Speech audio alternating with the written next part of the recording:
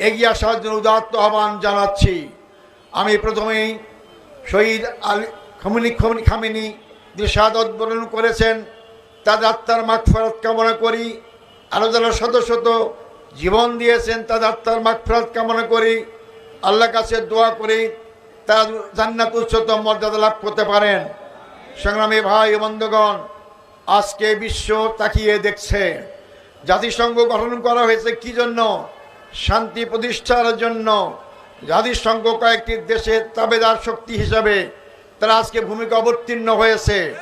নিরীহ শান্তিকামী দেশগুলোর পক্ষে তারা আসে না। এই জাতিসংঘ এই ভূমিকা পালন করে। জনগণ একদিন বলবে জাতিসংঘের কোনো প্রয়োজন নাই। আমরা জাতিসংঘকে তার যথার্থ ভূমিকা পালন করার উদাত্ত আহ্বান জানাবো।